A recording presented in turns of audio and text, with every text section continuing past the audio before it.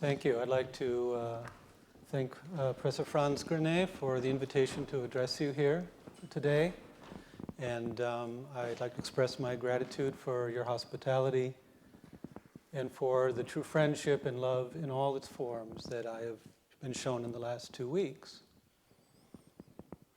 In 1929, a major discovery of Manichaean text was made at a site called Medinet Madi in Egypt, known in the Roman period as Narmuthus. A small chest was found buried in the floor of an ancient house containing 7 papyrus Manichaean codices written in Coptic. The find included early authoritative writings by Mani and his first followers. These were the first intact Manichaean books ever recovered and included 3 of the largest codices known from antiquity. But time had been unkind to them. The papyrus was badly degraded, with fragile pages sticking together into solid blocks, and darkened to the degree that the writing could be read only with great difficulty. After their discovery, the Medinet Madi texts were sold on the antiquities market and came to reside in 2 collections, one in the State Museum System of Berlin and the other in the Chester Beatty Library, now in Dublin. Among the surviving Medinet Madi codices are 2 volumes of Kephalaia, that is, topical chapters on aspects of Mani's teachings, ostensibly collected from the oral tradition of the Manichaean community immediately following Mani's death. The first volume, now in Berlin, began to be edited before the outbreak of the Second World War. This publication has added exponentially to our understanding of Manichaeism and has formed the documentary basis for a sizable body of books and articles exploring various aspects of the religion. The second volume, the Dublin or Chester Beatty Kephalaia, was in much poorer condition. It did not attract the interest of editors before now. But in 1986, a photographic facsimile edition of it was published by Soren Giverson, and a few pages were in good enough condition that short passages could be read. The Collège de France's own Michel Tardieu published the first 2 articles on the contents of this elusive manuscript by drawing upon readings from the facsimile. His pioneering work was followed by an important study by Werner Zundermann. The astute insights of these 2 scholars, based on only a few passages of the Codex, have been confirmed and expanded upon when the work of editing the complete manuscript was finally taken up in 2008 by a team consisting of myself, Ian Gardner of the University of Sydney in Australia, and Paul Dilley of the University of Iowa in the United States. It is our expectation that the completed edition and translation will be published in 2017 or 2018. A volume of preliminary studies based on selected of the passages of the Codex were published last year, as Professor Grenet already mentioned, the Mani at the Court of the Persian Kings. And my remarks today will, in some part, introduce you to things that are expanded on at greater length in this volume. And in other ways, I'll introduce some new elements of the contents that might pique your interest. As part of this project, we've been able to obtain a carbon date for the Medinet Madi codices based on a variety of samples and place it no later than the early decades of the 5th century. The second volume of Kephalaia continues the chapter numbering system from the first volume in Berlin. But as Professor Tardieu already surmised, its content is quite distinct. For one thing, the 2 codices carry different titles.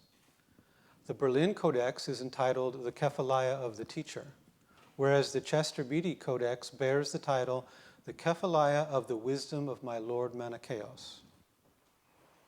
While the Berlin Codex contains mostly monologues by Mani on core Manichaean doctrines delivered in response to questions from unnamed disciples, the Chester Beatty Kephalaia appears to be almost completely dialogue between Mani and various figures, most identified by name, who typically represent rival authorities from the religious, philosophical, and political realms of Sassanid society. Many of the debates take place at court, at times with the Emperor Shapur as witness. But other passages are set in Mani's missionary travels in what is today Iraq, Iran, Afghanistan, and Pakistan. The topics of discussion here are rarely the Manichaean mythemes that dominate the Berlin Codex. Rather, we see Mani taking up the concepts of other religious communities or general issues of philosophical debate, such as the createdness or eternity of the world, in order to best his opponents, prove his superiority, and win their conversion. In short, we are witness to what Professor Tardieu has termed a catechesis of conversion. Mani is shown engaging with these figures in their own terms, whether philosophical or religious, whether in Christian terminology, or Buddhist, or Jain, or Zoroastrian, or the generic folk wisdom of popular sages. In each case, he demonstrates mastery of the respective established measures of authority. His wisdom is tested and demonstrated, and his spiritual authority recognized as he successfully lays claims to all prior traditions. In other words, the Chester Beatty Kephalaia is a narrative of legitimation, systematically relating Mani to traditions of spiritual succession. This is what Tardieu means when he speaks of the Codex as having its main focus on prophetology. By the end of the Codex, before it turns to Mani's passion and martyrdom, Mani has proven his claim to follow in the footsteps of prior prophets and to be the fulfillment of their hopes. This kind of religious cosmopolitanism appears to have been a program of both method and message in the Manichaean movement. We have with Mani an initiative to integrate religious and cultural heritages across the map. Mani did not have to leave the confines of the Sassanid Empire to carry out this program. It was a realm that already bridged west and east and encompassed a spectrum of religious identities. Mani was in the right place at the right time to articulate a new global vision inspired by the extensive reach and rich cultural dynamics of the new Sassanid order. The result was an almost unique religious universalism expressed in a manifesto of religious supersessionism, preceding the similar claims of Islam by 400 years. Our knowledge of West Asian religious history in late antiquity has been handicapped, up till now, by large gaps in our sources. Let me give you some examples of this. The classic compendium of Jewish traditions, the Babylonian Talmud, was compiled after the rise of Islam. Recent scholarship has demonstrated that it cannot be treated as a simple record of late antique figures and teachings, but is a highly contrived early medieval work of literature. To this fact must be added the growing realization that rabbinic authorities did not represent the majority of Jewish communities in late antiquity, but only built up their influence very gradually. There remains a large, unknown face of late antique Judaism waiting to be recovered in the gap between medieval rabbinic Judaism and the relatively good documentation of Second Temple Judaism of more than half a millennium earlier. Then we have the problematic state of our knowledge of pre-Islamic Zoroastrianism. It is well known that the surviving religious literature of this religion dates to medieval times, the 9th through the 12th centuries mostly. This literature claims dependence on pre-Islamic material, but this claim needs to be carefully dissected.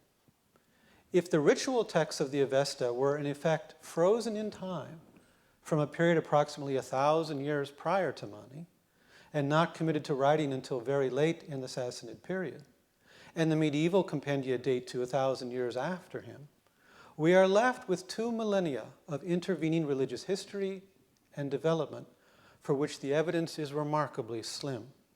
Some external descriptions of Iranian religion, a set of religio-political inscriptions from Cartier from the late 3rd century, a not very informative numismatic record, a few religio-political relief carvings, and a great deal of ambiguous archaeology. The challenge for scholars, such as my good friend Professor Grenet, is to try to interpret the archaeology without the benefit of contemporaneous texts? Can we rely on the continuity of belief and practice with texts that are either much earlier or much later? The situation turns out to be much the same as we proceed further east to South Asia. Here, religious and philosophical texts are all dated by convention rather than confirmed dates. Whole histories of Hinduism, Buddhism, and Jainism are constructed based on relative chronologies, typically linked to a string of assumed dates with hardly anything concrete to anchor them. Inscriptions are of some help, but Professor Gregory Chopin has called attention to how little the inscriptional evidence is heeded, and how much this material demonstrates the weakness of historical reconstructions based on the texts contained in much later manuscripts. We actually can verify very little about the development of Buddhism and Jainism in India prior to the early medieval period. Some Buddhist manuscripts dating probably to the first couple centuries CE have been found in recent decades, but they are scarcely representative of what must have been a very diverse movement. From there, we must wait for Chinese visitors to give us any datable information on what it looked like in India in the 6th and later centuries. So all of this, which must sound very sweeping to you and would need to be qualified in various small ways if we had time, is meant to suggest that we have a very substantial gap in our knowledge of religious history in pre-medieval West and South Asia. Emblematic of this state of affairs is the puzzle and uncertainty over the artistic program of the 6th century tomb of the Sogdian Workcock. Knowing even a little bit about how religious identities were defined around him would help tremendously in deciphering what these images are meant to convey about his religious convictions. How fortunate it would be if some source was found that helped to fill that gap and that gives us even a small window into what these religions looked like and how they interacted in late antiquity. This is the reason why the Chester Beatty Kephalaia is of such significance. An Egyptian manuscript from the late 4th or early 5th century, containing a text that probably can be securely dated to a century earlier, reporting through some literary retouching events which took place in mid-3rd century Sassanid Iran. This text is valuable not only for what it tells us about the formation of Manichaeism in the lifetime of its founder, or as that formation was understood in the first few generations of his followers who compiled the text, but it's also important for its many references to the other religious traditions with which Mani became familiar as he consciously sought out the religious heritage of his world. Now we have confirmation and expansion of what Cartier's inscriptions hint at. The contact among all these religious traditions was going on in the 3rd century within Greater Iran, which proves to have been in some ways a uniquely cosmopolitan religious culture. For 100 years, we've had Manichaean texts that, for example, quote Zarathustra, or which use Mazdiasnian terminology to convey Manichaean ideas, or which appear to know elements of Mazdiasnian literature, otherwise known only from late medieval manuscripts.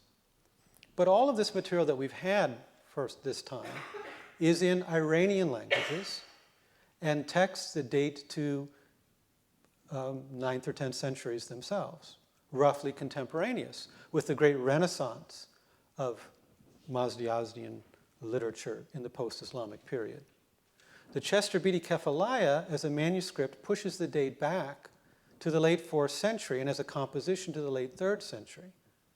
Plus, when it cites Mazdiasnian or traditions related to the figure of Zarathustra, when it cites such ideas, they cannot be dismissed as local regional accommodation the way the appearance of such material in the Iranian Manichaean texts might be. It clearly reflects ideas considered worth transmitting to a completely alien culture, that of Coptic Egypt. The same can be said about Buddhist references in the later Turfan texts compared to references to both Buddhist and Jain traditions in the Chester Beatty Kephalaia. So let me focus on a few examples that make it clear that Mani and his first followers were deeply and seriously engaged with the religious traditions of Sassanid Iran. I'll start with Kephalaia 341. And this is a passage which talks about Mani's comparison of words from what is termed the law of Zoroastes, Zoroastes being a common form of the name of Zarathustra in this literature. But a comparison of words from the law of Zoroastes with teachings of Jesus. This passage has two important implications. The first, already drawn by Paul Dilly, focuses on the detail of quotations drawn from a law of Zoroastes as evidence of a written body of Zarathustra literature in Iran in the 3rd century. This would mean that even before the invention of the Avestan script and the careful transcription of Avestan ritual texts, other sorts of teachings had been textualized in the Middle Persian or possibly Parthian vernacular and were accessible in a kind of zand. But the second implication involves the whole scenario in which this exchange in Kephalaia 341 takes place. It is an Iranian layman, Pabakos, who quotes to Mani words from the law of Zoroastes, and then goes on to say that he has heard, quote, from your disciples, unquote, the words of Jesus. The scene described here suggests the place of Mani and his followers as the initial Christian mission into Iran, and helps us to see Manichaeism as the acculturation of the Christian movement to an Iranian cultural sphere. What we are used to thinking of as simply as Christianity is, in fact, the Christian movement acculturated to a Greco-Roman cultural sphere. Manichaeism looks different, and so is viewed as a heresy, or in less polemical terms, as a syncretism of Christianity with Iranian religion. But Orthodox Christianity is no less a syncretism of an originally Jewish Christian movement with Greco-Roman religious themes, concepts, and values. The exchange with Papagos captures the conditions in which Mani's Aramaic, Mesopotamian-rooted form of Christianity began to engage with Iranian religious material. Mani's actions in this situation are very interesting. He does not dismiss the law of Zoroastes as error or falsehood, but contends that it is in harmony with the teachings of Jesus. And this will become his programmatic response in most similar situations. That is, to affirm prior religious traditions and find points of agreement between them and his own teachings as an apostle of Jesus. Another example of this engagement with Iranian religious tradition is the way in which the Manichaean alms and food ritual was presented as the true meaning of the Zoroastrian fire ritual. We have among the Iranian Turfan texts passages that interpret Zoroastrian ritual symbolically in light of Manichaean teachings about divine light trapped within the world and its liberation through the alms brought to the sacred meal of the elect. But we do not know the author or date of such passages and how much they might represent a later local adaptation to Central Asian Iranian culture.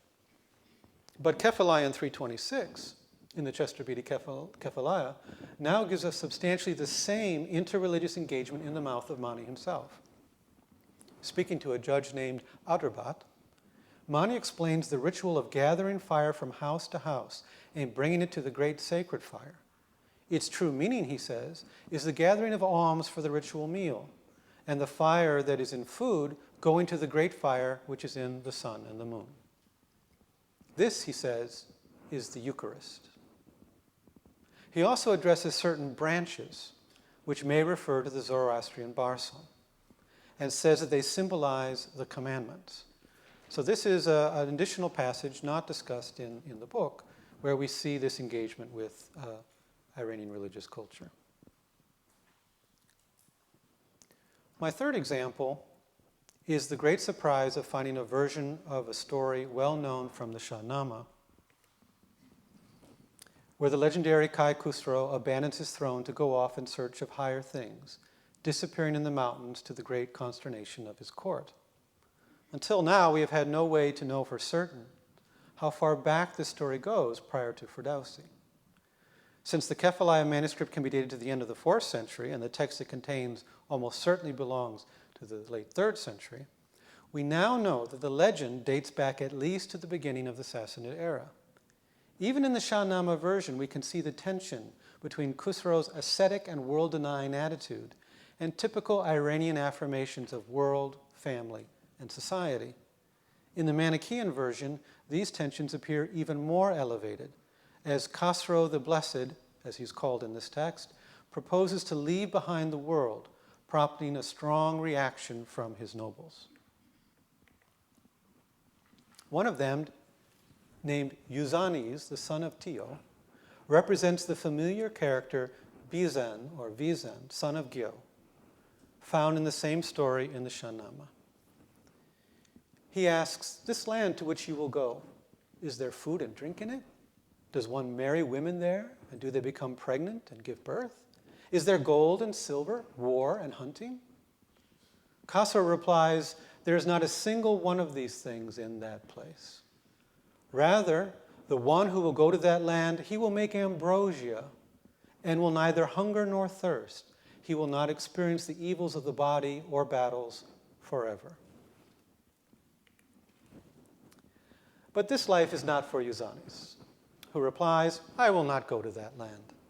You are the one who has loved it.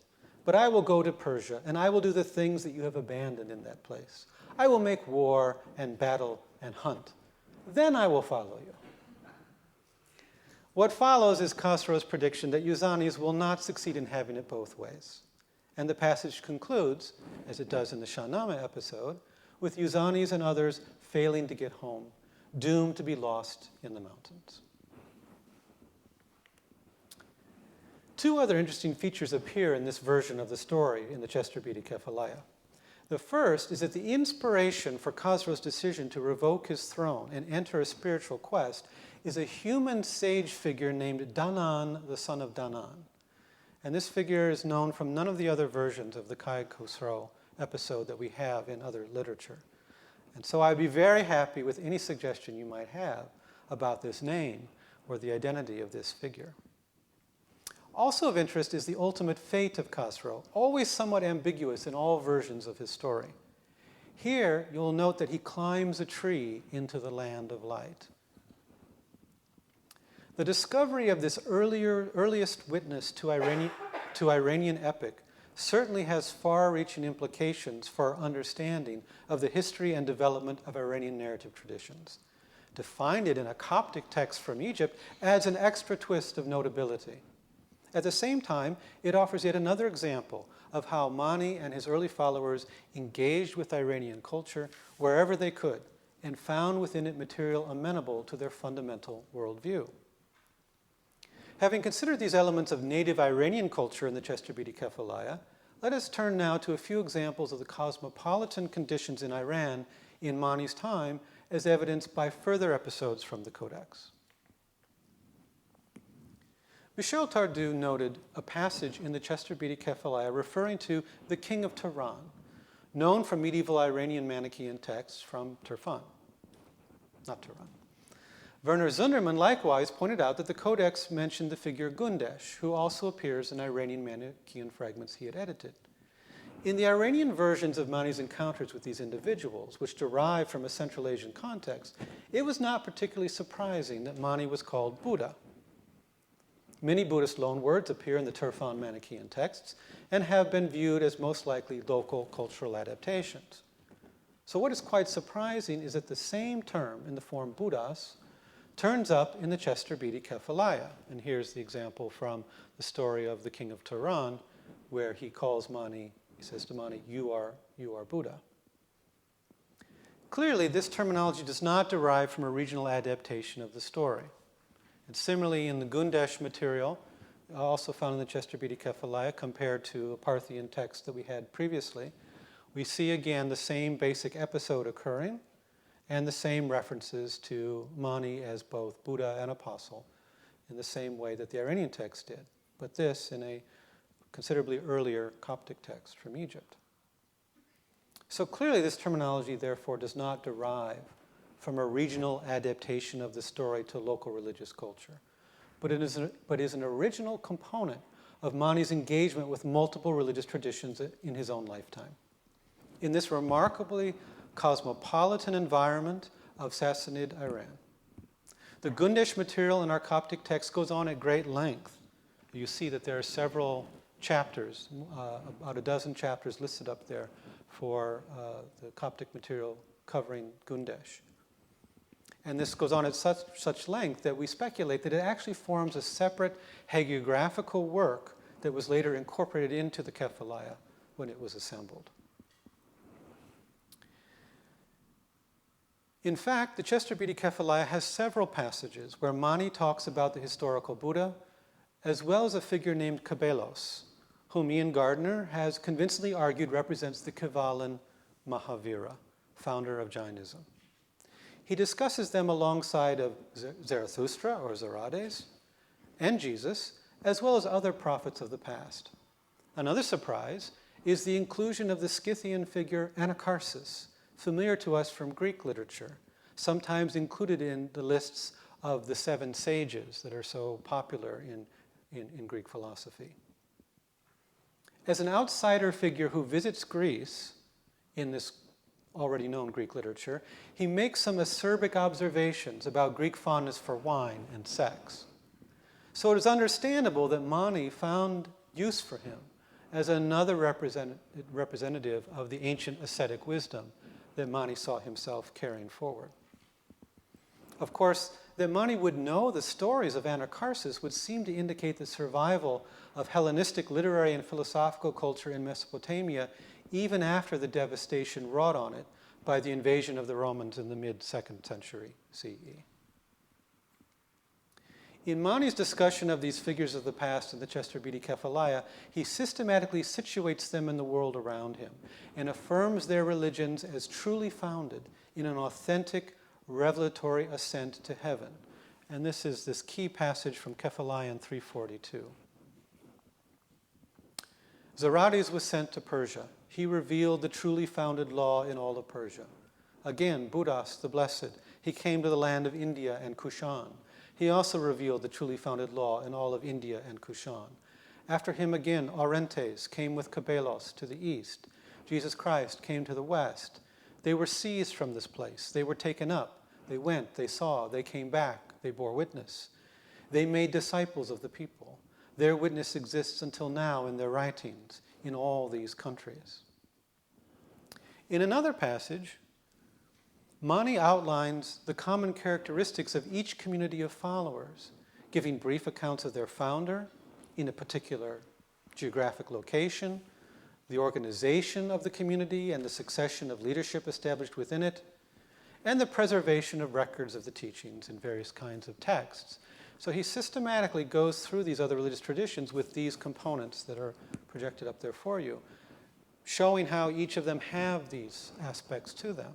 And in this way, he, in essence, provides a concept of what is a religion, what is a religious community, and a concept of religious pluralism in his comparison of them, at a time when such religious identities were just emerging in the world, in place of previous assumptions that religion was always inextricably tied to ethnicity.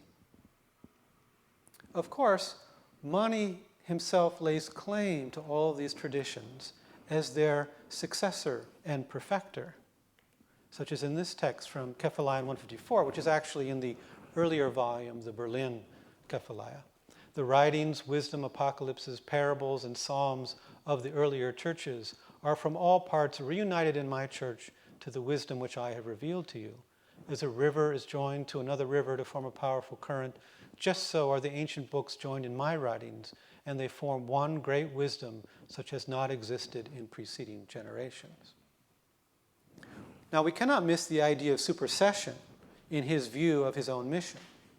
And this same idea would later be taken up by Islam. But it is not a negative supersession. It is not an eradication and replacement of all that went before. Instead, it is an affirmation of the value and worth of these religions and the idea that together they constitute a greater whole of spiritual knowledge. Beyond the details of such specific episodes of the Codex, it is time for us to draw a few conclusions about the significance of this text for how we approach religious history in this time and region. The Kephalaia provides a revolutionary breakthrough in our knowledge of pre-Islamic Iranian religious culture, illuminating the place Iran held as a dynamic crossroads of cultural interchange between the Mediterranean West and the Indian East. It serves to dispel the myth of a cultural divide between the Greco-Roman world and South and Central Asia prior to the rise of Islam. Global engagement is not a uniquely modern phenomenon, but has been a force in human history for millennia. Contact between the West and East has deeply impacted the histories of both cultural spheres in ways we're only beginning to understand. This earlier case of a globalized religious economy must be brought into consideration in the fields of history, religious studies, philosophy, and area studies. The next generation of researchers cannot afford to treat these regions in isolation. They must acquire the linguistic skills and broad historiocultural background that will allow them to see contact and connections between India and Rome, Egypt, and Iran. These connections must be carefully established, of course, and channels of transmission identified, and the movement of people and ideas better understood. Within this broader crossroads of cultures across the region, the Chester Beatty Kephalaia promises to illuminate pre-Islamic Iranian religion specifically. There has been a major void in our knowledge of late antique Iran. We have no proper idea of the form taken by Zoroastrianism in the 3rd century, and scholars remain fundamentally divided over basic issues of reconstruction and interpretation. Aside from a handful of terse inscriptions and the reports of Greek geographers and historiographers, there is virtually no other extant textual evidence on religion from Iran in this period. We now have, with the Chester Beatty Kephalaia, a fixed reference point, providing a means to check various theories of conditions and development in late antique Iran. Indeed, what sources we have for the development of not only Zoroastrianism, but also Judaism, Mandaism, and even for Christianity are strikingly insular, closed in on internal scholastic debates, rather than informative about religion on the ground and in contact with neighboring traditions. The Codex breaks through these limitations, providing direct testimony to its own era with attention to interreligious engagement. The decipherment of this text, therefore, constitutes a breakthrough in the study of pre-Islamic Iranian religion. There is nothing in the Dublin Kephalaia's Western provenance to detract from this significance. By comparison of passages with close parallels preserved in medieval Iranian manuscripts from Turfan, it is possible to reconstruct the shared historical references between these widely separated sources. The assumption that the Coptic and presumably prior Greek translation of this material entailed a substantially westernized perspective cannot be upheld. It contains specific Iranian and Indian terminology never before known in a Western source from antiquity, and suggests that the Codex will be equally illuminating on the state of Indian religion in the 3rd century. The exact path by which this material made its way to Egypt, through what personal and linguistic intermediaries, remains uncertain.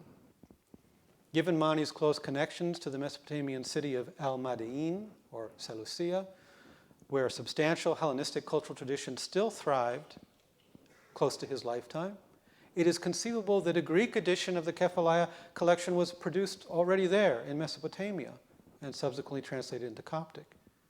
Yet certain Iranian personal and place names in the Codex could not have been transmitted through a Greek version, but would have to have passed directly from Syriac to Coptic. The evidence of the recent discoveries of Kelis show that this was completely possible. The Manichaeans made use of established channels of trade and communication between Iran and the Roman East. And the Chester Beatty Kephalaia provides a dramatic demonstration of how extensive the exchange of knowledge between cultures was.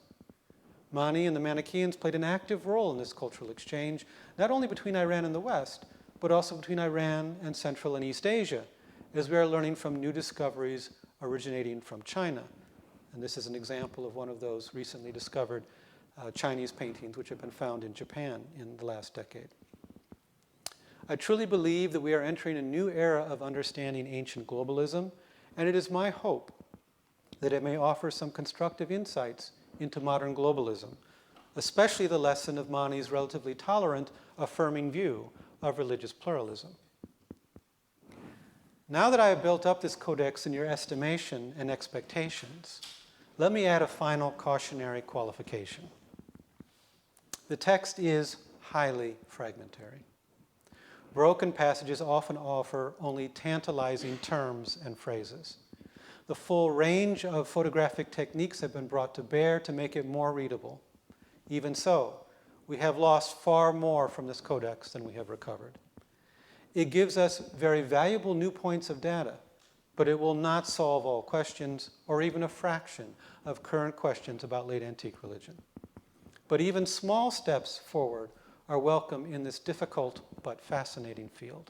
Thank you.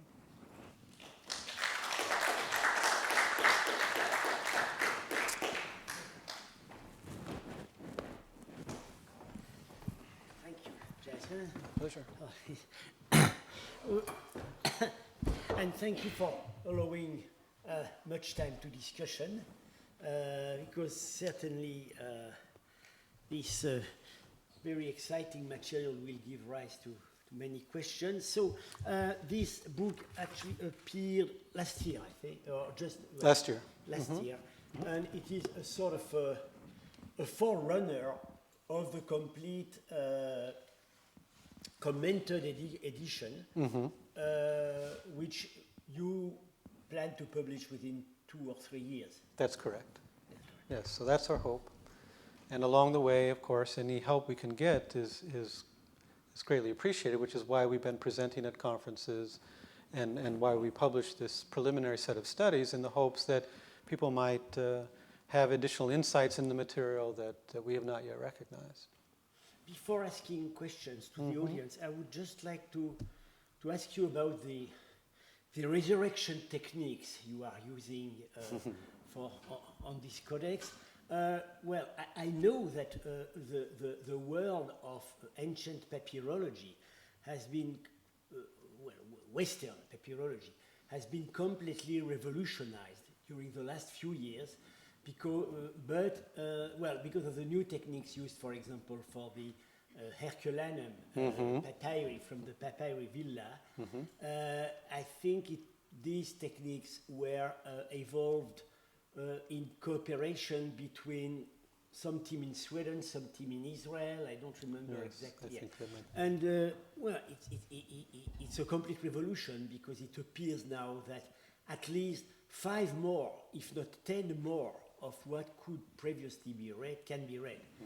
But, it goes into charcoal, and this is not the problem you have with the Dublin Kephalaia. It was not burned. It was not burned, no. It was, what happened? It was just decayed, or? It was in the ground, that probably was periodically wet. And so the moisture had a very profound effect on the manuscript. What explains the difference of condition between the Dublin Kephalaia and the Berlin Kephalaia? The post-discovery storage, or the fact that they were found in 2 different places? A few of the manuscripts are in better condition in terms of readability. However, in broad terms, what was in Berlin and what is in Dublin is very comparable in terms of the challenges that face reading it. We've used a variety of photographic techniques, some using standard digital photographs, manipulation through various computer programs to highlight the text in various ways, increase contrast, things like that. Then we did a whole set of multispectral imaging, and there we discovered a number of unexpected issues. The codex, when it was conserved, was treated with a varnish. And this was necessary because of the very delicate condition of the individual pages. They were, at any moment, threatening to turn to dust. And so the conservators, a father and son team of Hugo and Rolf Ibscher, they created various formulas of varnish that were meant to support and stiffen the papyrus leaves. And undoubtedly, the leaves would not have survived if they had not. However, the varnish has aged.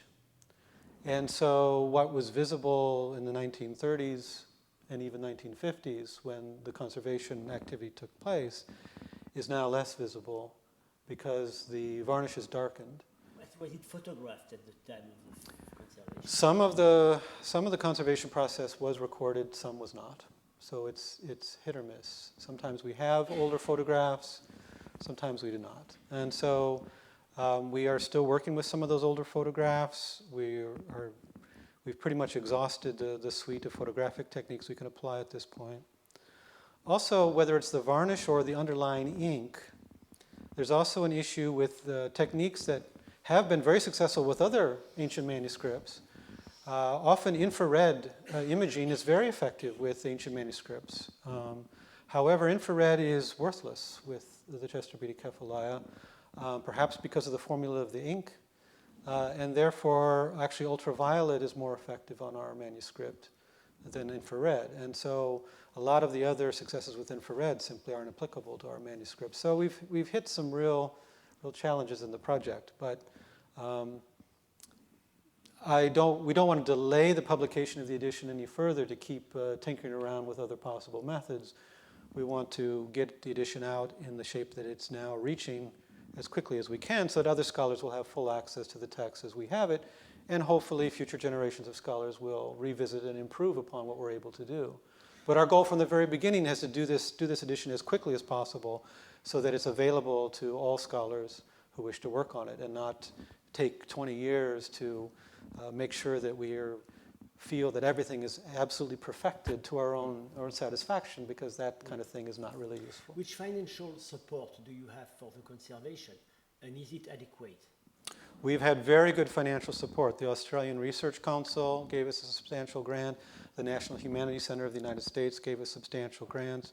Our own universities gave us smaller supporting grants of various kinds. So we've had very generous support from some major institutions. It's true our funding has run out already, and we still have a couple years to go, but we have no complaints in that regard. We've been very generously supported.